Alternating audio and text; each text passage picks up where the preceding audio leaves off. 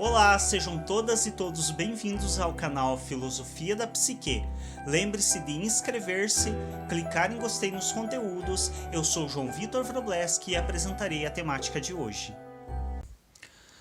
Olá pessoal, hoje vamos falar um pouco a respeito do sujeito do suposto saber. É um conceito psicanalítico, eu já trabalhei ele em outros espaços, em outros momentos, mas de uma maneira diluída em outros conteúdos. Hoje eu vou falar diretamente a respeito desse conceito e talvez alguns psicanalistas ou terapeutas que trabalham com a psicanálise não gostem muito de eu estar fazendo isso, porque o sujeito suposto saber ele contribui um pouco para a formação da transferência. Porém, é preciso entender também que quando sabemos o que estamos fazendo, quando entendemos qual é nosso trabalho, isso não interfere negativamente nele. O conhecimento, o fato do paciente ter conhecimento a respeito da técnica, não interfere no trabalho do psicanalista se ele sabe o que está fazendo. Só se preocupa de fato que o paciente conheça as técnicas aquele suposto profissional que não sabe o que está fazendo. Porque é aquela questão, se o paciente sabe o que deveria ser feito, ele também sabe quando eu não estou fazendo o meu trabalho. E infelizmente na psicologia, na psicanálise e nas terapias de maneira geral, nós temos muito essa situação de pessoas que não têm um claro entendimento do que estão fazendo e aí se preocupam de que os pacientes busquem conhecimento a respeito das técnicas e da forma de atendimento, porque eles podem acabar reconhecendo as besteiras que esses terapeutas estão fazendo.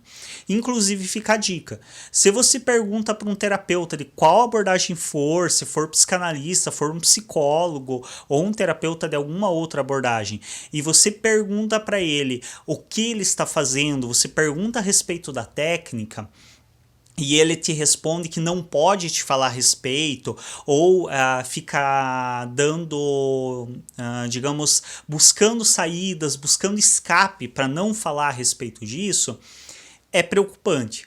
Porque normalmente as pessoas se recusam a falar daquilo que não entenderam bem. E se um terapeuta não entendeu bem qual é o trabalho dele, eu me preocuparia muito em fazer terapia com essa pessoa. Então, existe uma frase que atribui a Einstein, eu não tenho certeza se é dele de fato, mas há uma frase que satirizam que se você não conseguir explicar para tua avó o que você aprendeu, você não aprendeu direito. E por que para a avó? Justamente por esse embate de diferenças de gerações. Então, se você não consegue explicar algo de uma maneira que qualquer um compreenda, mesmo que seja de uma outra geração, mesmo que seja de uma condição intelectual diferente da sua, com outra linguagem, com outra forma de pensamento, e você não dá conta de explicar para essas variadas pessoas, esses variados sujeitos, é porque talvez você não entendeu direito o que é teu trabalho ou não entendeu direito o que você está tentando explicar. Nesse sentido, vamos seguir com o assunto principal do vídeo, que é o sujeito do suposto saber. Esse é um conceito que diz respeito à pessoa que procura o terapeuta, ela ter a crença de que esse terapeuta sabe algo sobre ela que ela própria não sabe. Então é uma ideia de que o sujeito ele busca o atendimento de um psicanalista porque ele acredita que esse psicanalista ou esse terapeuta de abordagem psicanalítica sabe mais a respeito dele do que ele próprio, sabe coisas dele que ele mesmo não sabe. Isso não é bem verdade. Então, quando você busca um terapeuta, esse terapeuta não sabe nada a respeito da sua vida. Literalmente. E aí muitos vão falar, mas por que então que eu procuro um terapeuta? Bom, eu gosto de analogias, quem acompanha o canal sabe disso. Vamos a uma analogia então com a área biológica. Vamos pegar um cão como exemplo. Eu tenho um conceito construído de cão, então eu sei que um cão tem 4 patas em geral, com raras exceções de má formação ou acidente, que ele late, que ele tem o corpo coberto de pelo, de maneira geral, com exceção de algumas raças específicas, que ele normalmente tem uma cauda, que ele tem 2 orelhas, que ele tem 2 olhos, que ele, qualquer um que tenha estudado um pouquinho mais a respeito vai saber que ele bebe água utilizando a sua língua em formato de concha e puxando a água para dentro da sua boca. Vai saber que ele tem maneiras específicas de se portar com o seu corpo em relação ao que ele está sentindo naquele momento. Existem várias coisas que eu posso saber a respeito de um cão. E um biólogo vai saber muito mais do que isso. Um biólogo vai saber como funciona o sistema digestivo, o sistema reprodutor, vai saber qual é a temperatura adequada do corpo de um cão ter, vai saber muito sobre o funcionamento do organismo de um cão. Mas ainda assim, se você perguntar para mim ou para um biólogo qual é a cor, o tamanho do teu cão, eu não sei responder e um biólogo também não vai saber responder, a menos que ele veja o seu cão. Então ele pode ter um conhecimento imenso a respeito de cães, mas ainda assim ele não vai saber nada a respeito do teu cão. Ele não vai saber qual é a cor, qual é a raça, qual é o comprimento do pelo, porque ele não viu o seu cão. E é mais ou menos dessa maneira que ocorre com o terapeuta. Um bom psicanalista que estudou, que leu a obra freudiana, que leu contemporâneos, que buscou entendimento a respeito da psicanálise, ele sabe qual é o funcionamento do psiquismo humano. Então ele sabe como que o ser humano age, como que o ser humano se porta no mundo, como que o ser humano vê e interpreta o mundo à sua volta, mas ele não sabe dizer nada a seu respeito, na sua singularidade. Porém, ele sabe compreender a forma como você funciona no mundo.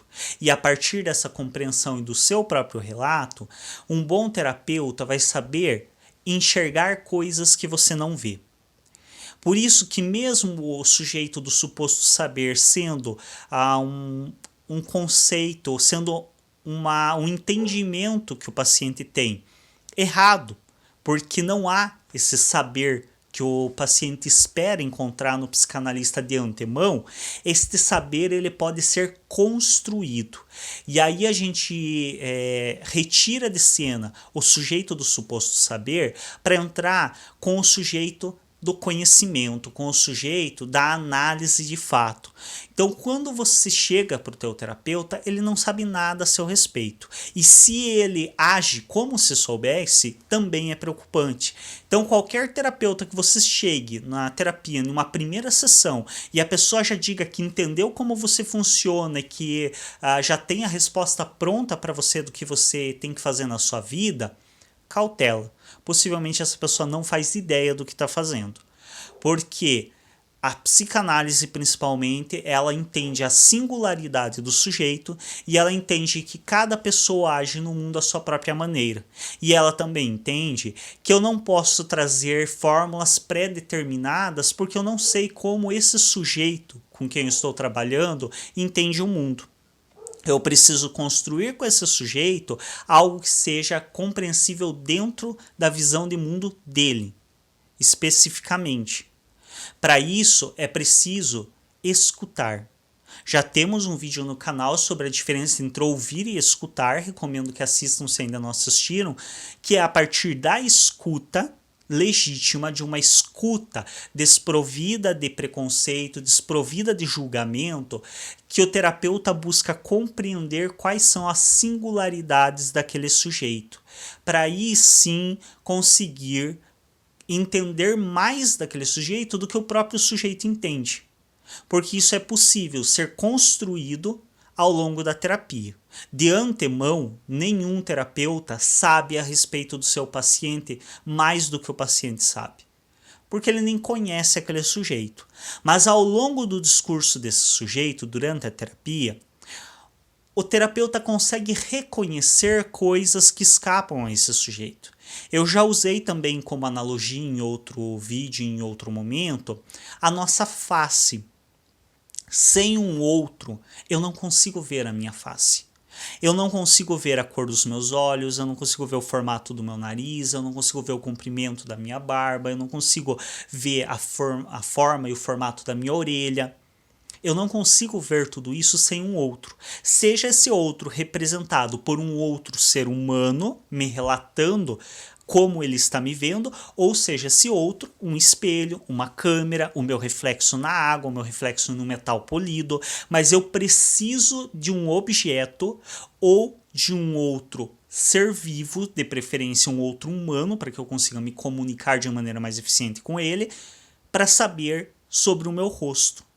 Então, de antemão, uma pessoa que não me viu não faz ideia de como é meu rosto. Mas assim que ela me veja, ela vai saber coisas a respeito do meu rosto mais do que eu saberia se eu já não tivesse visto o meu rosto em um espelho, em uma câmera. Porém, a respeito do nosso psiquismo, nós não vemos o reflexo do nosso psiquismo. Nós dificilmente conseguimos dar conta de enxergar e compreender o reflexo do nosso funcionamento psíquico. Por isso, a respeito dele, nós somos ignorantes. E mais, nós não damos conta de ver o reflexo do nosso funcionamento psíquico sem um espelho. E é isso que o psicanalista faz. Ele espelha o seu funcionamento psíquico. Não é à toa que o psicanalista tem muito hábito de repetir frases do paciente. Então o paciente fala algo, quando o psicanalista nota que há algo significativo naquela frase, ele repete. Ou então ele pergunta para que o próprio paciente repita aquela frase. Porque é isso, ele está espelhando o discurso desse paciente para que o paciente, através desse espelhamento, se enxergue coisas de si que não conseguiria enxergar no seu dia a dia, no seu cotidiano. E claro, depois que se passa por um processo terapêutico eficiente, é possível que esse paciente comece a enxergar muito mais coisas a respeito do seu funcionamento que enxergava até então. Então talvez ele consiga reconhecer algumas coisas que não reconhecia anteriormente. Ele consiga, de fato, reconhecer alguns atos falhos, ele consiga entender algumas ações que ele toma na sua vida. Porém, como temos a resistência, é possível que as coisas mais importantes e significativas ele não consiga atingir. Por isso que também não é possível ir muito longe na autoanálise. Você até pode fazer uma autoanálise inicial, mas você não consegue caminhar muito distante nela, porque as suas resistências te impedem disso. Então, retomando, o sujeito do suposto saber é falso. O psicanalista não sabe nada a respeito do seu paciente além do que o paciente saiba. Inicialmente. Aliás, sabe menos do que o paciente sabe, porque você conhece a tua vida. O psicanalista em quem você está indo não sabe a respeito da sua vida. Então, ele conhece o seu funcionamento psíquico, ele não conhece a sua singularidade, mas ele pode construir junto com você um conhecimento sobre a sua singularidade muito maior do que o que você tem. Porque as suas resistências te impedem de conhecer a tua singularidade de maneira mais, apesar de eu não gostar da noção de profundidade, pelas críticas que a psicanálise tem a ela, mas de uma maneira mais profunda. Diferente do que você daria conta sozinho, você não daria conta de se conhecer a esse nível. Então, por mais que o terapeuta não te conheça de antemão, ele consegue, junto com você, construir um conhecimento a seu respeito muito maior do que o que você tem. Porque ele consegue reconhecer em você coisas que você não dá conta de ver. Coisas que, devido a você estar tão imerso na própria vida, você não consegue ver. Assim como você não consegue ver o seu próprio rosto sem um espelhamento. Assim, da mesma maneira, você não consegue ver o seu funcionamento psíquico e as suas resistências sem um espelhamento. E essa é a função do psicanalista, fazer esse espelhamento para que você reconheça as suas questões, para que você reconheça os seus conteúdos e consiga trabalhar com eles. E deste modo, te auxiliar a resolver seus sofrimentos. Uma outra questão que leva também a um psicanalista nunca ter como pressuposto saber o que o paciente está falando. Se um paciente diz para um psicanalista que ele sofre, um bom psicanalista nunca vai tomar como dado o conceito de sofrimento. Ele nunca vai entender que eu já sei o que é sofrer. Porque eu tenho um conceito de sofrimento criado socialmente, eu não sei o que é sofrer para esse sujeito. Então, claro que se esse discurso ele se repete e o paciente constantemente me fala que está sofrendo, que está em sofrimento, um bom terapeuta vai perguntar para esse paciente: mas o que você entende como sofrimento? O que é isso que você chama de sofrimento? Porque eu não posso ter isso como dado. Eu não sei o que é sofrimento para aquele sujeito. Eu sei qual é o conceito que temos socialmente de sofrimento. Eu não sei como esse sujeito interpreta o sofrimento. Eu não sei como esse sujeito interpreta o que é depressão quando ele me diz que ele teve um diagnóstico de depressão. Ok, um médico diz que você está com depressão, mas o que é depressão para você? Como que você entende esse diagnóstico ou como que você se relaciona com ele? Também é preocupante quando um terapeuta, principalmente um psicanalista, tem algo como dado. Então, o paciente falou que tem depressão, ok, tudo bem. Eu sei o que é depressão porque o DSM me diz, porque o CID me diz o que é depressão. Não, eu não sei o que é depressão para esse sujeito. O que o CID e o DSM me diz é um geral. É algo que é falho. É algo que não é aplicável singularmente a cada sujeito. É isso. Espero que esse vídeo tenha esclarecido. Espero que nenhum terapeuta fique descontente por eu estar apresentando isso, apesar de que também não é um grande segredo. A maior parte dos psicanalistas já entendem e inclusive afirmam abertamente esse sujeito do suposto saber e não tem problemas com isso, porque afinal, como eu disse, quando se sabe o que está se fazendo, isso não é um problema. Isso só é um problema para aqueles que não têm uma clareza muito grande do que estão fazendo com o seu paciente. Salvo aqui, deixar uma ressalva só para evitar mal-entendidos, existem processos psicológicos como a avaliação psicológica que não é possível explicar minimamente nos detalhes a técnica do instrumento psicológico, porque isso afetaria o resultado dele.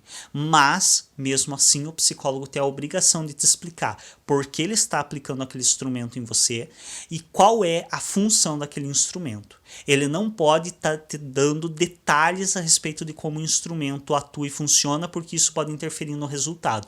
Mas ele tem sim a obrigação ética de te explicar o porquê que ele está fazendo essa avaliação, qual é a função dela e como ela vai ser realizada. Então, a técnica sempre deve estar clara para o paciente. Se não está clara, é porque talvez quem esteja aplicando ela não tenha clareza a respeito dela. E aí, isso é muito preocupante. É muito preocupante quais podem ser as consequências de alguém não ter clareza daquilo que está fazendo. Você pode não ter domínio pleno a respeito das técnicas, a respeito do conhecimento, mas você precisa ter clareza do que você está fazendo, para não interferir negativamente na vida de uma pessoa que já está fragilizada emocionalmente. É isso, muito obrigado pela atenção até aqui. Se não for inscrito ou inscrito no nosso canal, se inscreve, clica em gostei nos vídeos e até um próximo.